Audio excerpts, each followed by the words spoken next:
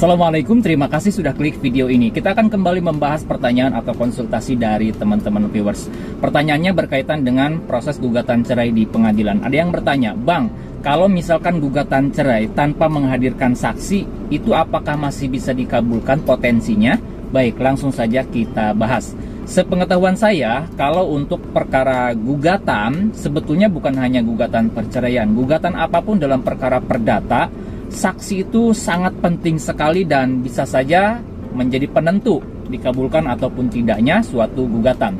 Khusus dalam perkara perceraian, sepanjang yang saya ketahui, itu saksi bagi penggugat terutama itu sangat harus dihadirkan.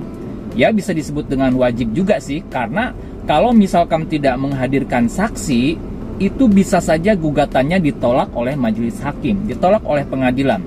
Karena saksi itu sangat menentukan juga dikabulkan atau tidaknya suatu gugatan perceraian. Karena majelis hakim nanti akan menggali fakta-fakta yang benar-benar terjadi. Masalah rumah tangganya itu apakah benar ada masalah rumah tangga. Kemudian juga alasan-alasannya itu sinkron atau tidak dengan keterangan saksi. Oleh karena itu, kalau gugatan perceraian baik yang di pengadilan agama maupun yang di pengadilan negeri, tanpa adanya saksi, kalau menurut saya itu potensinya sangat kecil sekali untuk dikabulkan. Jadi bisa saja dan potensi besarnya tidak akan dikabulkan untuk gugatannya.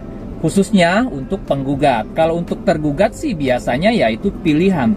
Apakah tergugat mau menghadirkan saksi atau tidak? Tapi kalau bagi penggugat, ini kalau nggak ada saksi, ini rentan sekali gugatannya untuk ditolak.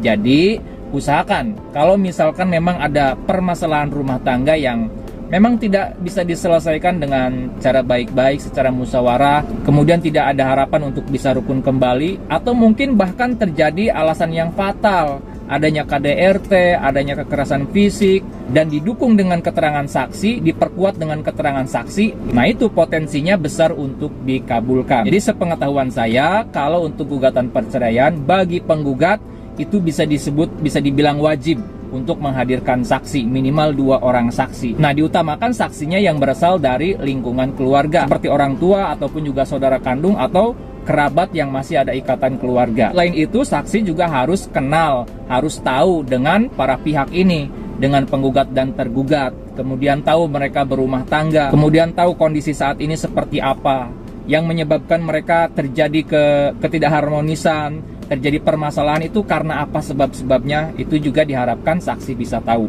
Dari keterangan itulah nanti hakim akan menyimpulkan fakta-fakta yang sesungguhnya terjadi seperti apa. Apakah gugatannya memenuhi alasan atau tidak, terbukti atau tidak di persidangan. Itulah yang akan menjadi pertimbangan bagi majelis hakim untuk mengabulkan atau tidaknya suatu gugatan perceraian. Tapi tentunya saya berharap mudah-mudahan sebesar apapun permasalahan yang dihadapi oleh kita semua itu tidak berujung dengan perceraian. Jangan sedikit-sedikit bercerai, alasan sepele bercerai. Ya, usahakan pertahankan keutuhan rumah tangga, apalagi sudah punya keturunan, sudah punya anak. Itu harap dipertimbangkan baik-baik. Tapi kalau misalkan alasannya fatal, apalagi sudah terjadi kekerasan fisik dan mencederai, bahkan menganiaya, nah itu sudah sangat wajar bagi pihak yang merasa terzolimi untuk menggugat suatu perceraian ke pengadilan. Kalau menurut pemirsa YouTube, video ini ada gunanya, ada nilai edukasinya, bisa berguna dan bermanfaat buat orang lain, saya memohon keikhlasan